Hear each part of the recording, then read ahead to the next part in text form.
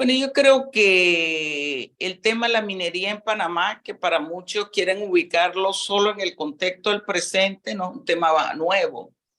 Desde hace algunas décadas, la población panameña ha venido demandando el cierre de la actividad minera en términos de minería a cielo abierto por lixiviados, porque genera lo que los ecologistas, economistas, ambientalistas denominamos externalidad negativa.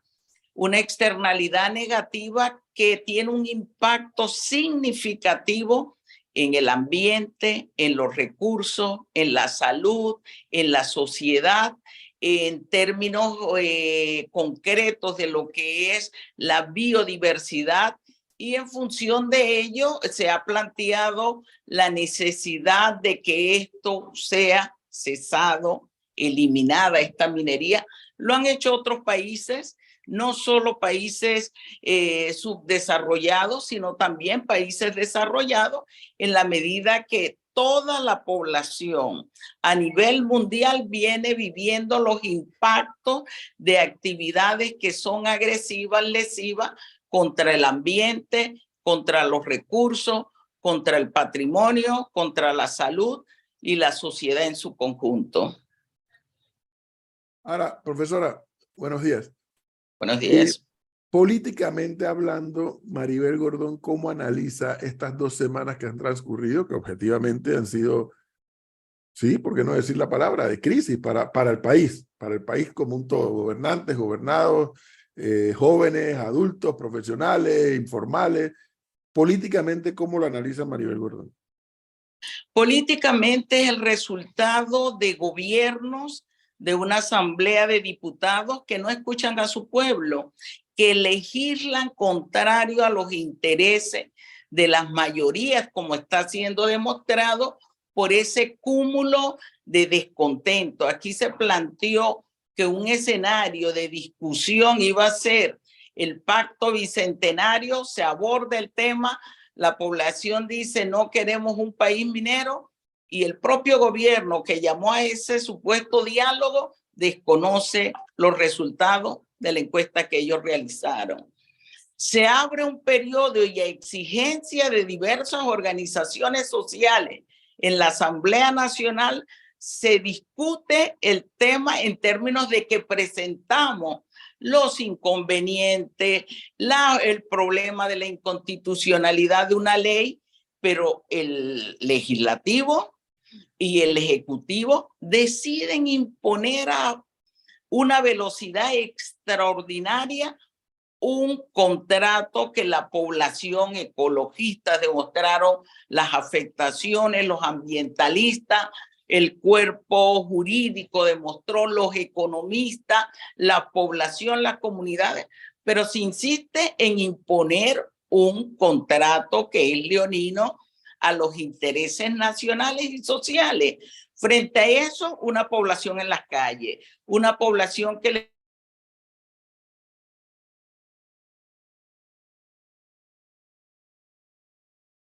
Perdimos la conexión con Maribel Gordón, por lo que estoy viendo. Eso es lo que pareciera se congeló. Se le congeló, tema del internet. Que cese la discusión, no quisieron aceptar y a la población no le ha quedado otro camino que estar en las calles, que estar en la lucha, como lo viene haciendo desde hace varias semanas, pero que lo hizo de otra manera. Yo quiero hacer una pregunta. ¿Usted qué es economista? Estamos en la asamblea y allí una asamblea que no reconoce el planteamiento de la sociedad panameña. Señora Gordón, yo quiero hacerle aquí una pregunta con el tema, como usted es economista, yo quiero saber usted qué piensa de esto. Y yo concuerdo con el punto de que este gobierno ha pasado el contrato de una manera para mí muy rápida y sin lograr ningún tipo de consenso con el resto de la población. Pero la realidad con el tema minero, más allá de que estoy también concuerdo con el tema del impacto ambiental, que no es sostenible para mí, pero también hay que entender la realidad por lo menos macroeconómica del país, por lo menos a corto y mediano plazo. Y ahorita mismo, para este momento, la actividad minera ha sido en gran parte lo que ha logrado que el crecimiento económico del país haya podido repuntar después de la pandemia. Si nosotros a este punto hablamos un poco de cerrar la mina, ¿qué plan podríamos hacer para tratar de que pues, prácticamente no quebremos el país y no nos bajen el grado de inversión? O sea, ¿qué plan podemos hacer para poder cerrar la mina y mantener el crecimiento económico? Bueno, yo creo que hay que desmitificar el tema. Desde el punto de vista económico, y esto no es solo en Panamá, a nivel mundial, viene esta intencionalidad que señala el crecimiento económico no puede ser la base para medir la economía. Tiene que hablarse del desarrollo económico, que implica crecimiento y bienestar humano. Se está planteando la necesidad de obtener otros indicadores como los índices de desarrollo humano. El crecimiento económico en Panamá, todo el mundo lo sabe, las estadísticas son muy claras, concentrado. Pocas actividades, pocas manos, pocas regiones. En el caso del tema minero, que se dice aporta tanto, la medición está en términos de la actividad metálica y no metálica. Se fusionó con otras actividades económicas en su registro para tener un porcentaje mayor de aporte al PIB. Pero cuando tú restas, y es lo que hablamos todos los que saben de valorización de los bienes y servicios ambientales, el costo ambiental al PIB, los resultados son mucho menores e incluso negativos en muchos de los casos. Aquí se ha planteado que es la actividad minera la que va a resolver los problemas nacionales. No, los agrava, y los agrava incluso en términos de presupuesto. Y los agrava porque precisamente organizaciones internacionales de la salud han demostrado que este tipo de minería genera efectos profundos sobre la salud de la población y de sus trabajadores. Un costo que va a tener una responsabilidad el Estado panameño. Hay un proceso además que se atenta contra uno de los principales recursos que tiene la nación panameña, el recurso hídrico. Pero nos olvidamos además que esa minería está ubicada en el corredor biológico mesoamericano, séptimo a nivel mundial con mayor biodiversidad, que constituye riqueza natural sobre las cuales se debió gestar y se debe gestar proyectos sostenibles. A eso está planteado en los Objetivos del Desarrollo Sostenible, los 2 ODS sobre los cuales Panamá es miembro, ha ratificado. Hay una violación de aproximadamente 17 convenios a nivel internacional que plantean por qué es necesario buscar lo que los economistas denominan costos de oportunidad, otras actividades económicas que tienen mayor sustento, mayor sostenibilidad. Claro, doctora Maribel, pero eso lamentablemente, fíjese que usted menciona eso, y ojalá hubiese sido así, ojalá Panamá no dependiera únicamente de la minería, en este caso, como dicen algunos, como principal ingreso, si es que lo quiere llamar así, de platica a la caja chica, cosa que otros desmienten. Ojalá Panamá no viviera únicamente del canal de Panamá. Y se puede hablar del turismo, se puede hablar de una gran cantidad de áreas de la economía que Panamá hasta el momento no ha desarrollado. Y hemos perdido mucho tiempo, así como el gobierno ha perdido mucho tiempo. Yo le quiero trasladar, porque usted es candidata presidencial, ningún gobierno es perfecto. Y si usted llega a la presidencia, usted tendrá que lidiar con crisis políticas, no sé si de esta magnitud, tal vez mayores o menores. La pregunta es, si usted fuese presidenta en este momento y usted está viendo que la gente está saliendo a las calles, ¿qué decisiones tomaría a sabiendas de que usted, como primera mandataria, no puede derogar el contrato? ¿Qué haría usted si fuese Laurentino Cortizo? Afortunadamente no soy Laurentino Cortizo porque no tomaría decisiones antinacionales y antipopulares. No atentaría contra el ambiente. El pueblo panameño no espera un gobierno perfecto, espera un gobierno que responda a sus intereses. ¿Qué decisión? Este problema él no lo tenía porque cuando llega al gobierno, el contrato había sido declarado inconstitucional. Él busca y ha hecho un recuento, dice él, de 1991 a la fecha y sí, todos los gobiernos legislaron a favor, no de los intereses nacionales, no de los intereses sociales, no de los intereses ambientales, del derecho ambiental, de la justicia ambiental. Legislaron a favor de intereses de grupos locales vinculados a la actividad minera. Y esa ha sido parte del problema. Él debió no iniciar o no reiniciar ningún proceso de renegociación con First Quantum minero. Yo creo que esa era la conducta que se requería de un mandatario que responde a los intereses de la sociedad panameña. No fue su actitud. El pueblo no espera perfección, espera que se le respete. Y eso es lo que no han entendido los gobiernos, que creen que cuando llegan a la legislatura, cuando llegan a la presidencia, se les ha firmado cheques en blanco donde pueden hacer y deshacer. Y eso no es así. Profesora, Pero pero nuevamente, en un momento, porque quedó la pregunta sin respuesta. Yo sí, igual que Maribel Gordón, yo voy a obviar si ella fuera Cortizo, es que ella no es Cortizo, ella es Maribel Gordón. Maribel Gordón es candidata a la presidencia. Existe una posibilidad de que gane las elecciones como presidente de la República. El próximo presidente, profesora, cuando tome posesión, va a heredar este tema. No sé en qué condiciones, va a heredar el tema. ¿Qué haría Maribel Gordón con este tema si llega a la presidencia de la República? Fíjate, está planteando que vamos a tener que esperar hasta el 1 de julio. ¿Es así?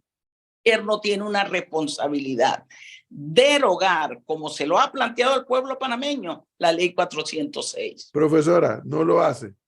Sigamos suponiendo. No lo hace y suponemos que Maribel Gordón gana. La seguridad jurídica del país está por encima de cualquier otra seguridad. La vida de este pueblo, de la población panameña, de los diversos sectores, está por encima. Alternativas existen.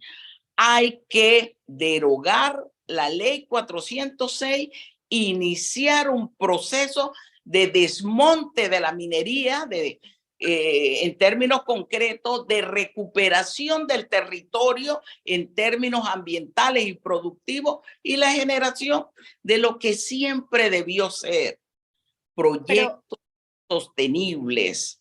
Pero perdón, para hasta donde tengo entendido, yo no soy abogada, pero ahorita, por lo que yo he escuchado de los expertos, el derogar la ley ya pasada por el Congreso, por la Asamblea Legislativa, no parece tener el gobierno los mecanismos legales para hacerlo.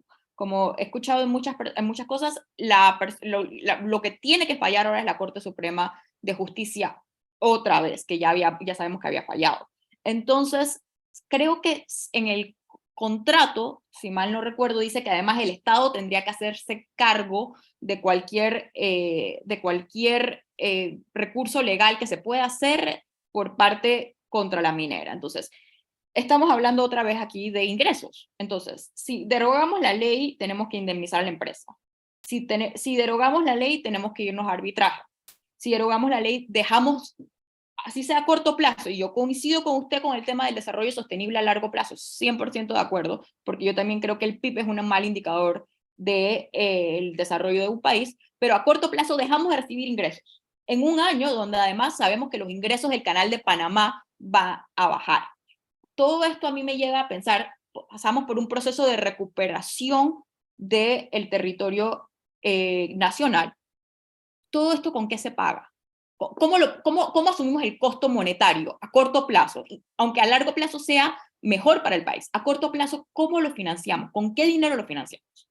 Fíjate, has colocado un punto que es necesario. ¿En qué contrato cabe que sea una de las partes el que tenga que defender a la otra parte? Ahí hay una responsabilidad y por ello el presidente de la República tiene que ser demandado. Estamos de acuerdo. De Yo estoy de acuerdo, con de usted, acuerdo, pero está bien. estamos totalmente de acuerdo. Lo que necesito saber es, Vamos para allá, con calma, vamos para allá. Yo creo que esto hay que aclararlo, porque evidencia precisamente la causa por la cual el pueblo está en la calle, los diversos sectores.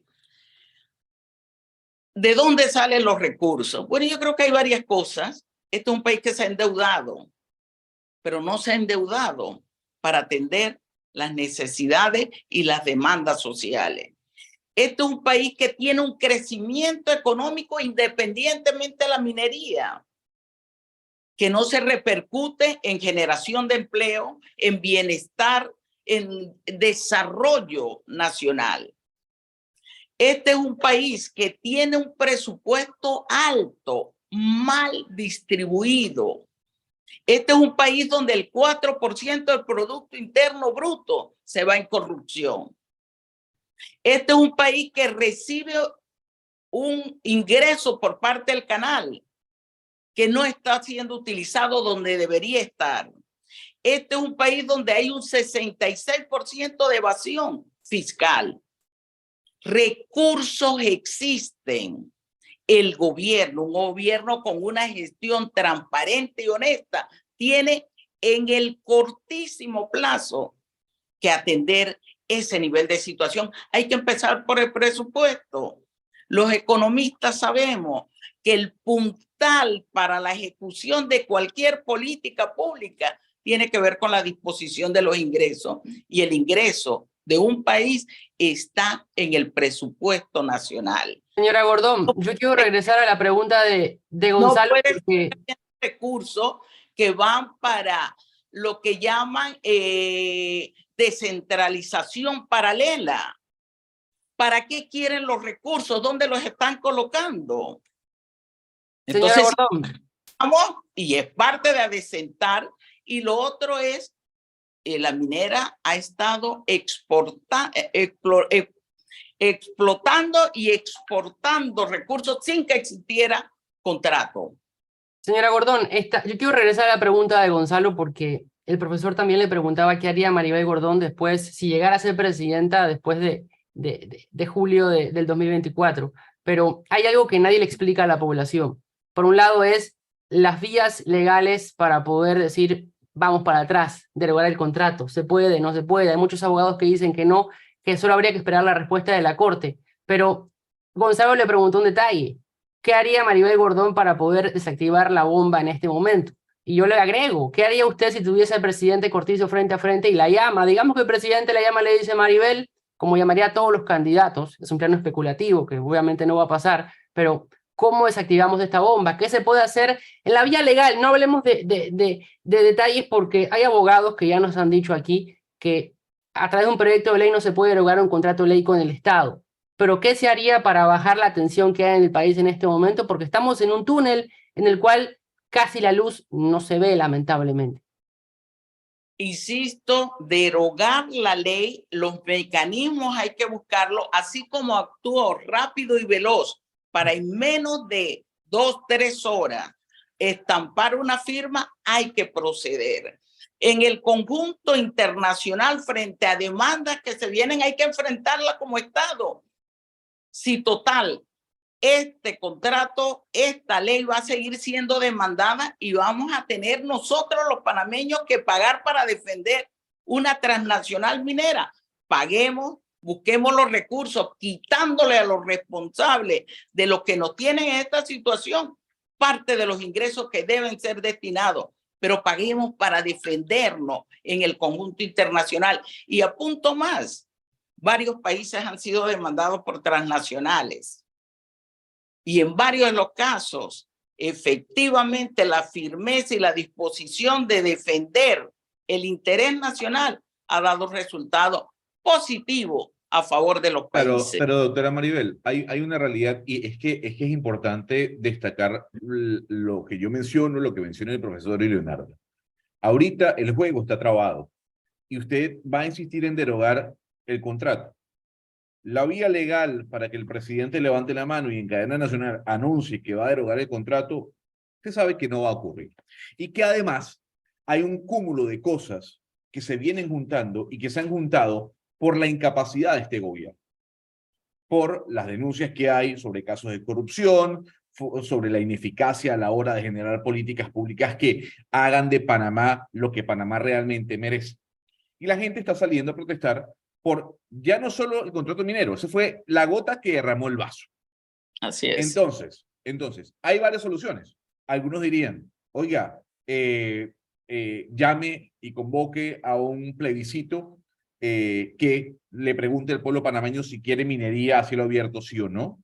Haga y ponga a disposición a todos sus ministros y haga un revolcón ministerial para generar algún tipo de tranquilidad. A ese tipo de soluciones, usted siendo una líder o una lideresa de la oposición, ¿qué le sugeriría al presidente Laurentino Cortizo? Olvídese de derogar el contrato, porque eso usted sabe que no va a ocurrir por cómo se ha comportado el gobierno. Ahora, ¿cómo hacemos para bajar la tensión? Insisto, tú dices no va a ocurrir, puede que siga la tosudez de un gobierno que ha sido irresponsable, pero un pueblo en las calles le está diciendo, haz esto. Y el soberano es el pueblo, primero. Segundo, frente a esa realidad, hay que buscar los mecanismos efectivos para que eso se haga realidad.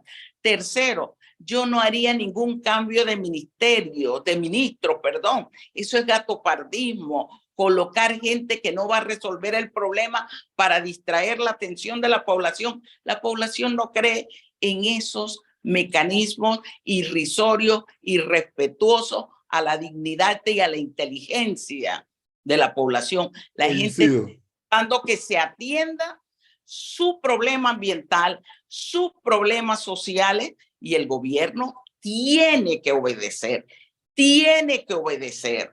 Este es un estado, dicen, de derecho democrático. Yo creo que ya el referéndum está en la calle. Aquí la gente se mueve de Darién a Chiriquí, a Bocas del Toro, a todo lo largo del país. Anoche, todas las comunidades expresaban su descontento. Yo tuve la oportunidad de participar en varios de los procesos.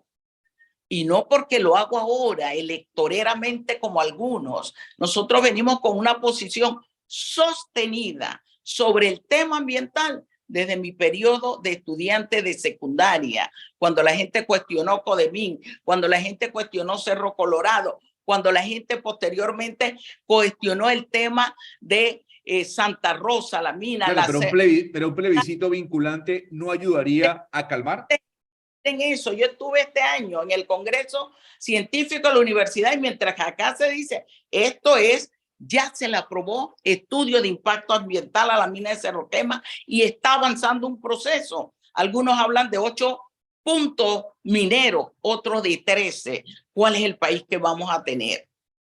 Entonces aquí se tiene que poner un alto ya a esa concesión, una concesión equivocada de desarrollo. Es más, atenta incluso contra el crecimiento de las otras actividades productivas, turísticas. ¿De qué estamos? Profesora, Pero ahora que usted que menciona este tema, lo último que nos dijo, hay un tema que sí preocupa bastante, que son la cantidad de pérdidas económicas que se están teniendo y nos comentaban en estos días que ni siquiera nos hemos terminado de recuperar del COVID y de los cierres que hubo en julio. Usted me comentará si esta afirmación es cierta o falsa, siendo usted economista, pero también estoy segura que muchas de las personas y dueños de comercios y productores están a favor de estas protestas, más no de los cierres. ¿Cuánto más hay que esperar y qué tiene que pasar para que no lleguemos a los niveles que estuvimos hace un par de años? Fíjate, he recuperado algunas grandes empresas, no pequeñas, que son las que tienen intereses nacionales. Aquí no se ha recuperado el poder adquisitivo de la población, que a pesar de que las vías estén abiertas, ellos no logran cubrir su canasta básica de necesidades. Entonces, cuando aquí hay esa preocupación, ¿por qué la gente está en la calle? Porque aquí se planteó un país minero por parte de un grupo reducido. Y algunos quieren disfrazar su posición diciendo moratoria a partir de aquí. Pero su discurso de hace unos días era que se firmara un contrato que es lesivo a la población. Avalaron una conducta ilegal, inconstitucional y antisoberanía, por la cual este país ha luchado históricamente, ha estado luchando por su plena soberanía. Un contrato que firman y que quien dice que ya es ley de la República no fue el gobierno, la empresa minera, es un enclave. Los enclaves favorecen a la transnacional de cualquier tipo. Eso lo sabe cualquier economista. Es una estructura de dominación económica, política, institucional. ¿Qué clase de país queremos para nuestros hijos? Profesora, ¿Qué vamos a dejar a nuestros hijos? yo le quiero hacer varias preguntas. Que estamos destruyendo la naturaleza. Sí, y una de ellas casualmente va más o menos dirigida o encaminada a esa que le hizo Melissa con el tema económico. En el caso de que se derogue el contrato minero, en el caso de que se cierre la mina y Maribel Gordón llegue a ser presidenta de la República, ¿cuáles serían los planes para resolver esa crisis o ese hueco económico que dejarían en la Caja de Seguro Social en el país? ¿Y cómo generaría Maribel Gordón los empleos que va a dejar de generar la mina? Fíjate, buena la pregunta. Los economistas nos estamos matando la cabeza y varios de diversas ideologías. Los números no dan entre lo que dicen que ha sido la generación de empleo y los aportes que ha recibido la Caja del Seguro Social. ¿Quién se quedó con el dinero? Y además dicen que el dato es, y no el relato, y aquí se ha ido cambiando, modificando la cifra de supuestos empleos que se generan. Aquí se comenzó a hablar de 4,000, después que no, que eran 7, después que eran 9. Ya el presidente dijo otro número. Se juega, se manipula con la información. Pero además es importante señalar que en los diversos momentos los trabajadores, no estoy diciendo los funcionarios de confianza de la empresa, han estado demandando por las condiciones de trabajo que no son las adecuadas. Pero cualquiera sea la cifra, a usted le va a tocar resolver el tema, ¿no? Si llega a ser presidenta. ¿Cómo lo haría? Generar empleo digno. ¿Cómo lo vamos? El caso de la minera, que tanto preocupa y que es preocupante por la lesión que se está.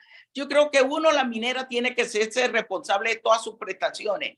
Y lo digo y lo reafirmo porque la práctica han sido que estas transnacionales mineras se van y dejan pendiente una exorbitante deuda con la Caja del Seguro Social y también no pagan las prestaciones a los trabajadores. Segundo, un periodo de desmantelamiento de la mina requiere trabajo. Y ahí hay una fuerza de trabajo que tenemos, que conoce el área, que va a ser y tiene que ser contratada para eso. Un periodo de recuperación del territorio, que también debe ser utilizada, contratada esa fuerza de trabajo. Y después, lo que por ahí algunos dicen los emprendimientos, yo digo los proyectos ecosostenibles, una población que hay que preparar para ello, para que se le garantice esta vida digna, aunado a los hechos de lo que son las actividades productivas. Esa es la respuesta. Aquí se habla mucho, vamos a afectar la generación de empleo en este país. Con mina y sin mina no ha sido de empleo digno.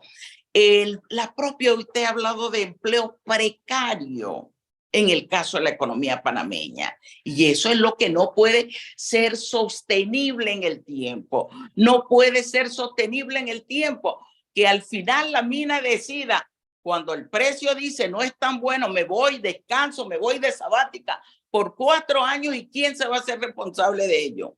El Estado panameño. Una población que va a quedar desprotegida, una población de trabajadores, un recurso que no va a venir a las arcas del Estado. Entonces aquí se plantean elementos que son falaces y no sostenibles. Nosotros pedimos en su momento debido con el gobierno un debate real, público, abierto, con la cifra, técnico, porque ellos dicen el problema es económico, no, lo están valorando como economicismo, que es otra cosa. Entonces yo creo que ahí hay que tener cuidado porque nos dejamos guiar por un discurso economicista que en la práctica no tiene sustento. Profesora, Pero no, y yo pero ahí otra esto- pregunta para dejarle la oportunidad a los compañeros que hagan sus otras interrogantes. ¿Cree usted Dígame. que hay una preocupación legítima por parte de sus aliados de Suntrax, que ahora están saliendo a protestar porque están muy preocupados por el medio ambiente, pero que en su momento querían afiliar a los trabajadores de la mina al sindicato? ¿No será ese realmente el rechazo al contrato minero? Mis compañeros del Suntra, que no los niego porque han estado trabajando cuando aquí comenzó Firquantum, ya existían 3 demandas. Una de ellas estaba establecida, perdón, cuando llegó Firquantum, estaba establecida por el Suntrax. ¿Qué es un sindicato? Yo creo que a veces el discurso de satanizar nos lleva más allá. El sindicato tiene esa función, defender los intereses de sus trabajadores. Y fue lo que denunciaron, las condiciones de explotación profunda que vivían los trabajadores en la mina. Y sobre eso defendieron, pero es más. Pero querían afiliar a los trabajadores al sindicato. Me pregunto, aquí se contrató fuerza de trabajo extranjera por encima de los requisitos, que tenían una condición prácticamente de semiesclavitud, a los cuales no se le permitía salir.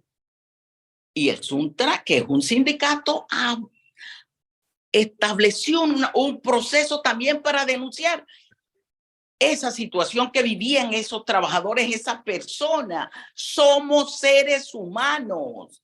El derecho a la defensa y organizarnos es legítimo a nivel de la Constitución de este país, de la Declaración Universal de los Derechos Humanos, y aquí se quiere satanizar organización. Aquí se sigue con el discurso de querer dividir. Hoy le preguntaban en un canal de televisión a una de las chicas que está en la calle, que tuve la oportunidad ayer también de estar con ellos, si es que hay una marcha pacífica, legítima y otra no, y dijo, aquí estamos en unidad. Todos decidieron llegar a la presidencia. Y eso es una realidad.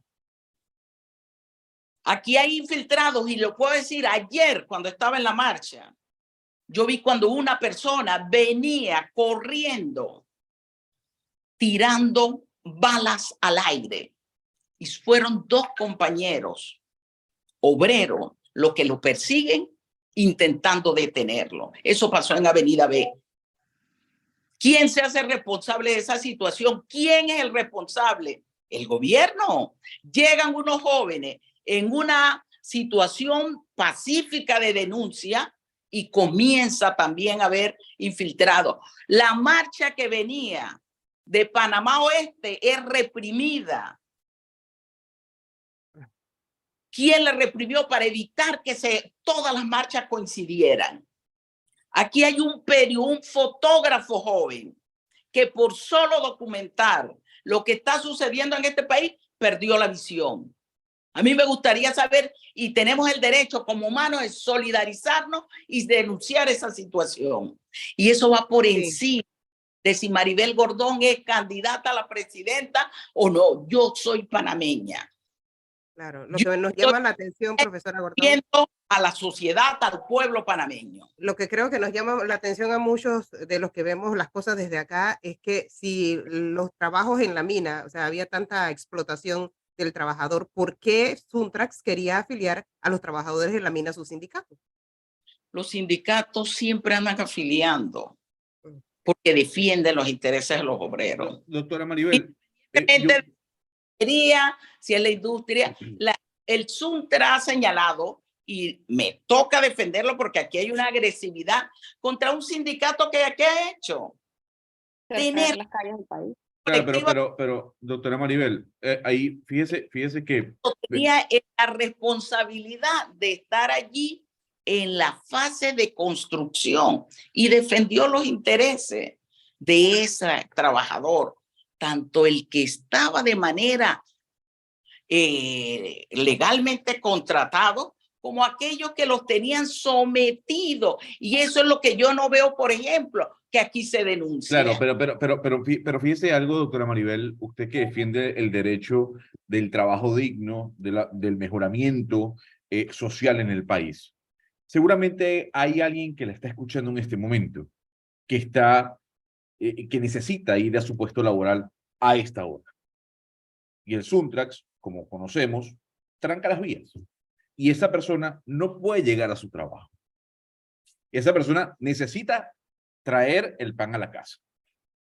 ¿Qué le dice a esa persona a usted en estos momentos que quiere ir a trabajar y que lamentablemente no puede porque las calles están trancadas? Fíjate, en el caso particular de la protesta social en este país, históricamente el cierre de la calle ha sido la última medida, y lo hacen cuando existen gobiernos como este y los anteriores que no escuchan, que no atienden las necesidades de la población. Pero además, cuando hay una estructura que defiende intereses nacionales y sociales, ¿quién está en la calle hoy? Los pobladores. Alguien decía, el 60% de la población de este país está en informalidad laboral. Hay trabajadores que también tienen el deseo de expresarse y lo demostraron ayer en la tarde y cuando acudieron a la marcha contra la minería. Alguien decía, bueno, quieren llegar al trabajo, también quieren llegar a expresarse, pero saben que si faltan un día, los despiden. Se le cuarta el derecho, porque en este país se le ha coartado a varios sectores el derecho a la organización. Claro, pero es que no me está respondiendo. Yo entiendo todo lo que usted dice. O sea, pero ya, es que vamos por el quinto día. Y la pregunta es, esa persona que necesita ir a trabajar, doctora Maribel, la necesidad en este país es tan grande que hay muchas personas que quisieran estar protestando, pero no pueden porque tienen que trabajar. Pero no pueden porque lamentablemente hay un país que está encendido, Trancado. trancado por la ineficacia del gobierno, etcétera, por los motivos que ya conocemos. Pero esa persona necesita ir a trabajar y no puede porque las calles están trancadas. ¿Qué le dice a ese trabajador que nos está escuchando y que necesita ir a trabajar? Te digo lo mismo que ellos han dicho cuando lo han entrevistado otros medios.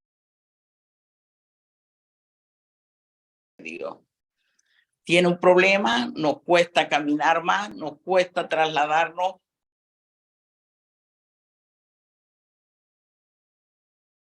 con algún nivel mayor de dificultad, pero la lucha es necesaria. Eso es lo que te conté. Pero señora Maribel, yo aquí quiero hacer una diferencia, porque usted habla mucho y evoca al pueblo, ¿no? Pero como no tenemos una idea realmente clara de quién es el pueblo, en el sentido de que aquí no estamos haciendo, porque no se puede, un referéndum de cuánta gente quiere la calle cerrada, parece que quedaría un poco a discreción de la gente que cierra la calle qué es lo que el pueblo quiere, cuando no necesariamente porque se cierren las calles y haya mucha gente en la calle, es necesariamente lo que el pueblo quiere. Y eso es una manera un poco, no sé, arbitraria de decidir cómo la gente puede o no llevar su día a día.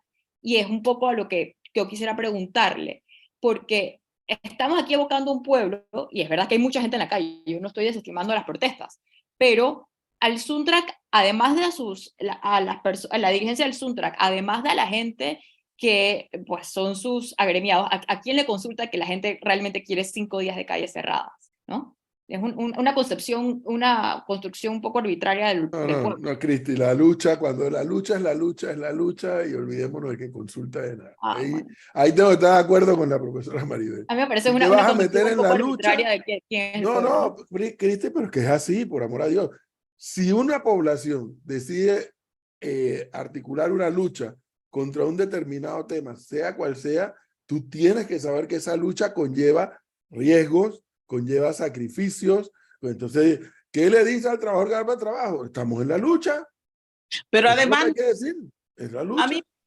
A mí me fascina que ustedes reconozcan solo al Suntra en las calles. Han estado los educadores, otros sindicatos, la Alianza Pueblo Unido por la Vida, las comunidades, los pobladores, los campesinos, los indígenas, los ecologistas, los ambientalistas, pero obviamente el referente de lucha en este país es No, pero doctora Maribel, se reconoce a una gran cantidad de gremios que están sumergidos dentro de esta protesta generalizada a nivel nacional, desde la sociedad civil, el Suntrax, los educadores. También hay una realidad, doctora Maribel. El tema de la educación es parte del problema. Y hemos llegado a este punto, no solo por la ineficacia e incapacidad de un gobierno, sino también por los ciudadanos, por los panameños, por quienes hacemos vida en este país. Es una responsabilidad de todos. Entonces, sí, hay que reconocer quienes están en las calles, pero quienes están en las calles también hacen parte de un país llamado Panamá. Y los educadores, y usted lo sabe como educadora, no se eximen de la responsabilidad que tienen sobre el país en el que estamos viviendo. Porque la educación es parte del gran problema que tiene Panamá. Y la educación viene dada por la calidad que se brinda en este país. Y usted sabe, como buena educadora, que sé que es, que la educación tiene que mejorar. Y tiene que mejorar, sobre todo por parte de los educadores que están agremiados y que están protestando en este momento. Coincido contigo. Aquí en este país y en América Latina, la política económica neoliberal tradujo la educación a los mínimos, la enseñanza de los mínimos, la pérdida de toda asignatura que tiene que ver con el pensamiento crítico, redujo la participación organizada de los estudiantes, que es parte de la formación cívica, la formación que debía dar otros valores para una participación ciudadana en los diversos procesos. La educación no es solo responsabilidad del educador, que es lo que todo se le inculca. Él es el responsable, él es el responsable. Escuelas cayéndose. Presupuestos que ni siquiera llegan al 6%. Ha sido, y en los 2, 3 últimos días, el Ministerio de Educación cerró. Yo siempre los insto a que busquen la información. Panamá está por encima de los días promedios de clase. El problema es qué educación queremos y necesitamos. Porque yo puedo tener a los estudiantes todos los días en el aula de clase, sin insumos, sin material didáctico, pero lo más grave, los niños en la comarca sin alimentación. En estos días que llovió, antes de que iniciara estos procesos, se tuvieron niños de primaria que quedar literalmente en la escuela durmiendo, porque el río no les permitía cruzar. Y en esa escuela no existe las condiciones para albergarlos cuando esa situación pasa. Cuando hablamos de educación, la educación no es como un nicho aparte, es parte de una integralidad social.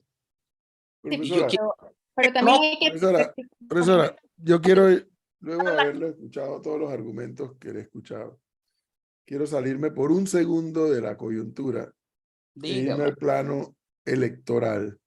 Dígame. Del cual usted es parte porque es candidata a la presidencia. Antes de esta crisis que está planteada en estas 2 semanas, y tengo mis registros y tengo los lugares donde lo he dicho, siempre he dicho y lo sigo sosteniendo, que Maribel Gordón, como candidata a la presidencia de la República para mayo de 2024, va a sacar más votos que los que nunca antes candidato de izquierda alguno había sacado en Panamá. Eso lo digo y lo sostengo, que Maribel Gordón va a sacar más votos, o sea, va a quedar en el registro histórico que por primera vez una candidata, en este caso una candidata de izquierda en Panamá, saca la mayor cantidad de votos que le es posible. Eso lo dije antes de esta crisis. Durante esta crisis y cuando termine esta crisis algún día, que esperemos que algún día termine, yo reitero mi teoría. La reitero, que Maribel Gordón va a sacar más votos. Y ahora creo que va a sacar más votos de los que yo pensaba antes. ¿Y por qué lo creo? Y quiero ver si usted coincide con mi opinión o con mi análisis. Lo creo porque, uno, en estos países nuestros latinoamericanos, la izquierda tiene una apuesta muy clara. Me salgo un poquito de la parte ideológica, que no lo cuestiono, porque ese es el derecho que tiene cada uno a abrazar la ideología que le dé exactamente la gana. Pero la izquierda latinoamericana apuesta un poco a revolver la sociedad, a crear las crisis para en esa crisis buscar el rédito político electoral. Lo que estamos viendo en Panamá no es muy diferente a lo que hemos visto en Chile, en Colombia, en Perú, donde las nuevas generaciones, algunos le quieren llamar progres, y la izquierda, cuando llega el momento electoral, hace causa común en una diversidad de temas. Y esa causa común produce un resultado electoral favorable. Apuesta Maribel Gordón dentro de su estrategia de campaña, que con seguridad tiene que estar siendo revisada, porque una cosa es cuando empezó Maribel Gordón y otra cosa es ahora en medio de esta crisis, que no sabemos cuánto tiempo más va a durar. Ese panorama objetivamente le favorece a Maribel Gordón. ¿Lo cree así? ¿O es muy diferente a lo que hemos visto en el resto de Latinoamérica? Fíjate, las crisis son contradicciones. Hay contradicciones Sí. antagónicas o Sí. antagónicas. ¿Quién ha aplicado la crisis? Que sería, desde la lógica que usted plantea, daría réditos adicionales a Maribel Gordón. La crisis viene planteada desde estos gobiernos, porque lo dijo Nito Cortizo, gobierno del 91 al 2023. Ellos han planteado una crisis en el tema ambiental. ¿Qué hemos hecho nosotros? Y me incluyo como parte del movimiento social panameño, la defensa de los intereses de la población. Eso es lo que hemos hecho. En ese marco, y lo he dicho, yo estoy en la lucha frente al tema actual y en las otras luchas. Es mi deber, mi responsabilidad. Hay un pueblo cansado, hastiado de este tipo de gobiernos que nos maltratan, nos irrespetan, y frente a eso es una, si lo quieren poner en el tema que usted lo está poniendo, es un acumulado de lucha. Es correcto. ¿No? Sí, es así. De expresión. Ahora, la pregunta es, eso es correcto y lo coincidimos allí, profesora, pero ahora, el país está en un periodo electoral y yo no veo a los restos, sacando a Maribel un segundo de la ecuación, no veo al resto de los candidatos redituando electoralmente la crisis. Porque nunca han estado en los problemas nacionales. Ahí está, exactamente. Yo Entonces, sí. siente Maribel Gordón que tiene un espacio pues, adicional que ya tenía. En las condiciones objetivas y subjetivas en las cuales permanentemente y en los temas nacionales he estado. Siguiendo esa misma línea y escuchando lo que usted señala y las palabras que usó cuando habló del Suntrax y de Saúl Méndez como compañeros, ¿ya ha pensado Maribel Gordón qué rol jugarían Saúl Méndez, Genaro López y el Suntrax en un posible gobierno de Maribel Gordón en Panamá? Fíjate, no hablé de Saúl Méndez, pero bueno, ya que lo menciona, hablé del Suntrax. Recuerda que yo en esto soy educadora y somos muy dados a ubicar qué es lo que decimos y no qué nos dicen. Pero bueno, ya que ustedes quieren tener a Saúl Méndez, el movimiento obrero se ha ganado su papel. Y no solo el Suntrax, no solo Saúl Méndez. Conmigo hay un conjunto de organizaciones sindicales que ha señalado el respaldo. Porque, y muchos de ellos efectivamente con vasto conocimiento de diversos temas. Aquí queremos seguir circunscribiendo los gabinetes, las instancias, a los llamados apellidos que vienen desde la República. En esos apellidos no está Gordón. Hoy soy candidata producto del esfuerzo, la lucha que hemos hecho. ¿Por qué no el de un campesino, el de un indígena, el de un obrero? Creo que en otros momentos lo he dicho en este espacio. El mejor planteamiento ambiental, y no ahora por lo de la minería, que yo he escuchado, se lo escuché a un campesino de Veraguas. Yo dije, caramba, sabiduría, conocimiento, honestidad, entrega. Un gabinete que se circunscribe a apellidos y a empresas, no es un gabinete que se compromete con la nación. Pero, Y es- señora Maribel, ahí yo tengo que hacer un paréntesis en su análisis, porque a mí me llama la atención dos cosas. Uno, definitivamente, si usted dice que el gabinete podría ser, pero la Asamblea Legislativa definitivamente no Van a está solamente con apellidos de la República, así, oligárquicos, que es lo que creo que se refiere. Pero además, sí también tendríamos que hablar que los movimientos de izquierda en Panamá han pasado por elecciones, y simplemente es que en las elecciones no han logrado los votos suficientes, ¿no? El FAT, me acuerdo cuando la candidatura del profesor Juan Jovane, cuando ha llegado a las elecciones no ha podido o no ha conseguido los votos necesarios. Lo que creo que se dirige el profe es, en esta coyuntura, ¿usted piensa que es distinta la participación o la capacidad de la izquierda de Panamá articular una mejor elección que las anteriores? Tres cosas. Lo primero, cuando se inscribió el Frente Amplio por la Democracia, dijo, vamos a retar un código antidemocrático, que cada vez es más antidemocrático. Una de las pruebas latentes, el financiamiento, los medios de comunicación social, que es donde se va el financiamiento público, está dirigido a un sector. Ahí está un tema que hay que enfrentar y que, bueno. Lo segundo, las condiciones históricas en un mundo cambiante son dinámicas. Hemos aprendido. Yo soy docente, yo creo que se aprende cada día de la vida. Nosotros en esta incursión político-electoral es nueva, es reciente, y sin embargo los saldos han sido importantes. Yo creo que eso tiene que tomarse en consideración. Y tres, yo lo digo, hay una coyuntura donde ya todos los panameños y panameñas de este país decentes, sea capa media, profesionales, pequeños, bueno, empresarios, dicen, y es correcto, de la micro y pequeña empresa, los productores, que escuchaba al ministro decir, pobres los productores, caramba, protestaron en medio de esta coyuntura para que el MIDA les pague. Entonces, ¿de qué estamos hablando? Hay una situación de crisis profunda. Y nosotros siempre hemos señalado, frente a una crisis profunda, lo que hay que valorar, cuáles son las propuestas. Ahí usted habla del pueblo y que el plebiscito está en la calle. Seamos pragmáticos, doctora Maribel. Sí, el pueblo y el poder del pueblo radica, y ya sabemos todas estas conjeturas y estas frases que algunos dirigentes van repitiendo. Pero vayamos al pragmatismo que de alguna u otra manera puede ayudar a solventar dicha situación, o sea, la que estamos viviendo hoy en día. ¿Usted convocaría a un plebiscito vinculante en este momento sobre el futuro de la minería en Panamá? Sí, en un proceso previo de real discusión nacional.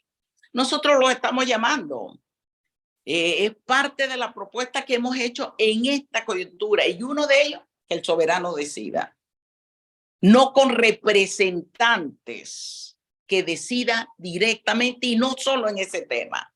Esa es parte de mi propuesta, democracia real participativa para los mineros, para todos los temas estratégicos nacionales. El pueblo es el que tiene que decidir. ¿Cuál es el temor? Ahora, una consulta. No, ese puede ser una de las soluciones. Ahora, yo me quiero trasladar a un tema que se ha hablado aquí y que varias personas han comentado sobre, bueno, lo que implicaría para Panamá en un futuro, que se viene hablando desde la primera ampliación, ampliar el canal de Panamá. Yo no sé, y le pido excusas por no saberlo, yo no sé si usted estuvo a favor o en contra de la ampliación del canal de Panamá, pero si llegase a pensar, como ya se viene hablando, de una posible futura expansión del canal de Panamá, ¿usted estaría a favor o en contra? Te digo dos cosas. Uno, yo no sé dónde vamos a vivirla los panameños si se aprueban las 13 minas adicionales y ampliamos el canal. ¿Dónde vamos a vivir? ¿En qué territorio? Por ahí un diputado dijo, ojalá San Miguelito fuera. Yo vivo en San Miguelito. Ojalá tuviera una mina. Y yo dije, caramba, nos tienen que sacar a todos los que vivimos en el área. ¿Cuál es la lógica? Yo siempre he dicho que en el tema del recurso hídrico y en ellos el canal, tiene que haber un debate profundo, directo con la población. En aquel momento dijimos, uno, se violentó incluso la normativa de la ACP. Se comenzó a hacer reservas financieras. La ACP, antes de que se aprobara con un 30% de la población, la ampliación del canal.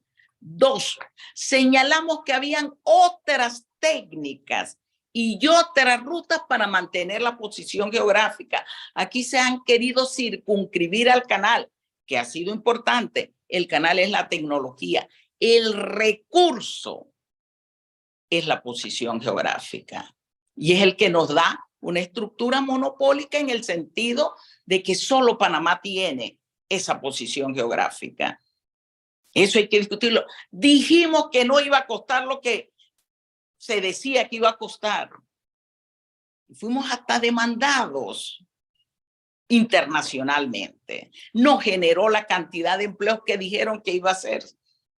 Y también en Panamá sobre el tema del empleo. Tenemos que comenzar a pensar en empleo permanente. Los macroproyectos son eventuales. Pero señora Gordón, aquí... Cada cierto tiempo entramos en lo que en términos económicos se llama el ciclo, la fluctuación, el descenso. Bueno, sí, pero yo aquí, antes de terminar, quisiera hacerle una pregunta porque no me termina de quedar claro. Aquí mi compañero Gonzalo le acaba de preguntar por el tema de la ampliación del canal. Sin duda, no se puede dudar que la ampliación del canal generó un crecimiento económico para el país y como usted acaba de mencionar, hay competencia por la posición geográfica del país y nosotros teníamos que hacerlo para mantenerlos relevantes, pero que por lo menos los números están ahí. Ya cómo se distribuyó eso es otra cosa. Pero lo que a mí no me ha terminado de aclarar, claro, es cuál es el modelo de productivo entonces que se plantea, porque dice, usted me está diciendo que hay otras avenidas más allá de la minería. La ampliación del canal ha advertido que para mantener la competitividad del canal de Panamá probablemente hay que volver a aumentarlo. Lo único que entendí fue la recuperación de la mina que implica más aumento de la planilla, porque al final eso es la planilla estatal. ¿Cuál es el modelo productivo entonces que vamos a generar para poder generar los ingresos para hacer todas las cosas que queremos decir? Porque no sé qué actividad, el turismo toma de 15, 20 años en desarrollarse, que también requiere de otra serie de inversiones importantes que yo creo que el país debe hacer, pero es que no me queda claro cuál va a ser nuestro modelo productivo para generar los ingresos. Sobre el canal te digo, lo que he señalado es que que lo que nosotros tenemos como ventaja no es el canal, es la posición geográfica. Yo quiero que eso quede claro. Los economistas distinguimos entre el recurso y la tecnología que empleamos. Aquí se ha empleado el ferrocarril, después el canal. En el canal hay otros tipos de canal que Panamá podría desarrollar. Hay que valorarlo, su impacto económico, su impacto ambiental, etc. Hay otras alternativas que la planteamos en su momento. La disposición tecnológica de la carga. Las valoraciones a nivel internacional son muchas. Aquí se enfocaron en un solo tema. ¿Cuál es el modelo? Y me pones el ejemplo del turismo. ¿Por qué pienso el turismo externo y no interno? Pregunto. Porque yo le digo, porque somos 4 millones de personas. Cualquier modelo de un país tan chico que no tiene una capacidad de generar tanto consumo interno tan grande, casi siempre tiene que tener algún método de exportación extranjera. Uruguay, por ejemplo, es un gran ejemplo, que nada más son 4 millones de personas. No se agote, Cristi, Tienen que exportar. Cristi, no se agote. A ver, profesora, en Chiriquí, profesora, en Chiriquí hay un proyecto que se llama Puerto Barú y ya el Centro de Incidencia Ambiental dijo que está en contra. Y el puerto es un proyecto utilizando lo que usted advierte, que lo ha advertido también. Se lo escuché por primera vez en mi vida. Alberto Alemán Subieta, el verdadero activo de Panamá es la ubicación geográfica. Ya el Centro de Incidencia Ambiental dijo que está en contra de Puerto Barú. ¿Cómo avanzamos así? otras modalidades de puerto, pero aquí nos encasillamos en una, en la que genera una necesidad de una cierta infraestructura, porque allí desde el Estado se traspasan recursos a lo privado. Esa es una realidad. Hay otra, bordear. Aquí se dice, queremos llegar rápido a las playas. Se podía hacer un abordaje por las costas, de manera marítima, como existe en otros países, pero eso no les interesa. 8:34, profesora, siempre un gusto. Suscriben, vuelven y regresan a crecimiento. El crecimiento implica construyamos cosas sin pensar en el desarrollo sostenible. ¿Para qué firmamos pactos internacionales? Gracias, Siempre un profesora gusto Gordón. hablar con la Si profesora aceptamos Maribel la Gordón. vida, otras tecnologías existen. Muchas gracias, profesora. Sí existen, profesora, pero bueno, en la sociedad en la que estamos, abajo el que está arriba, hay que oponerse a todo, y en eso es lo que estamos hablando, pero bueno, pero ahí vamos, ahí va. Oiga, nada más le voy a pedir un favor, profesora. Todo lo que atente contra la vida no puede ser. Pero es que todo atenta contra la vida. No Salir todo, manejando carro atenta contra la vida. no todo. Esos son ejemplos que son comparables. La explotación de canteras es una minería a cielo abierto. ¿Cómo hacemos con eso? Hay que normarla.